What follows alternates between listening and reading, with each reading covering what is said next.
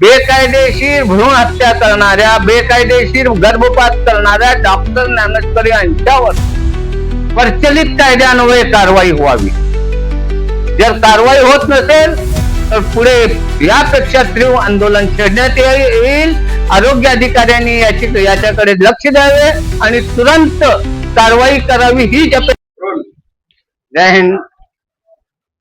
मैं इब्राहिम जमादार, प्रदेश अध्यक्ष अखिल भारतीय जनजागृती संघटन. मागील एक महिन्यापूर्वी सोलापूर शहरात बालविवाह बद्दल खूप चर्चा झाली. याच काळात मी आपल्या सोलापूर शहराचे जे आरोग्य अधिकारी आहेत राखी माने मॅडम यांना एक निवेदन दिलं होतं आणि त्यांना एक व्हिडिओ सेंड केले होते. त्या निवेदनामध्ये मी म्हटलं होतं की सोलापूर शहरातील प्रसिद्ध असलेले एक डॉक्टर जे आहेत, लेडी डॉक्टर आहेत आणि वयस्कर आहेत, त्यांनी बेकायदेशीरपणे गर्भपात करतात, भ्रूण हत्या करतात असे मी आरोप करून त्यांच्यावर कारवाई करण्याची मागणी केली होती. त्यावर मी डॉक्टर राखी मॅडम यांना वेळोवेळी भेटलं. प्रत्येक वेळी त्यांनी मला पोलीस कारवाई करण्याचे आश्वासन दिले, परंतु कुठलीही कारवाई झालेली नाही.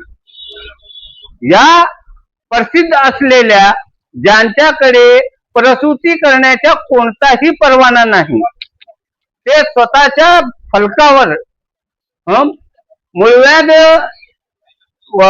तज्ञ डॉक्टर असे संबोधून घेतात, ते महिलांची प्रसूती करतात आणि बेकायदेशीर गर्भपात करतात.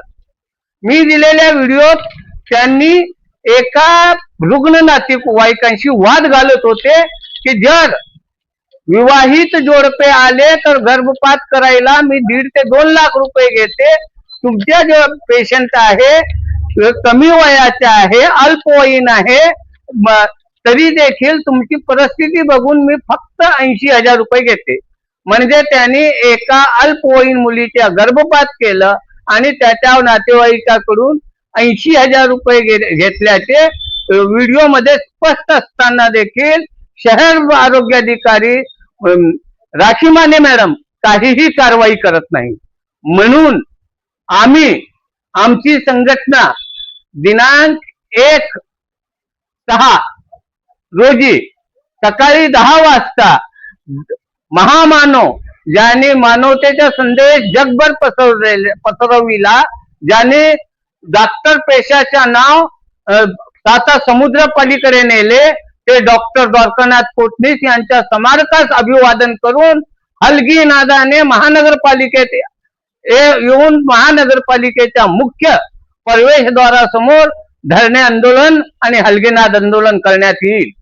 आमची मागणी इतकीच आहे, बेकायदेशीर भ्रूण हत्या करणाऱ्या, बेकायदेशीर गर्भपात करणाऱ्या डॉक्टर ज्ञानेश्वर यांच्यावर प्रचलित कायद्यान्वये कारवाई व्हावी.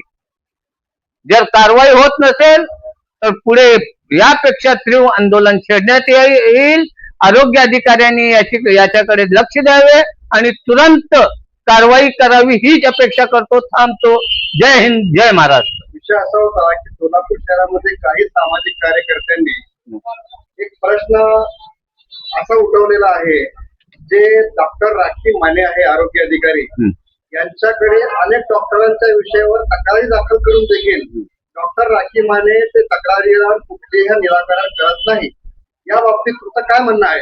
डॉक्टर राखी मॅडम जर माझ्यासारख्या ज्येष्ठ समाजसेवकाला आश्वासनाचे गाजर दाखवत असतील तर निषेधार्ह आहे.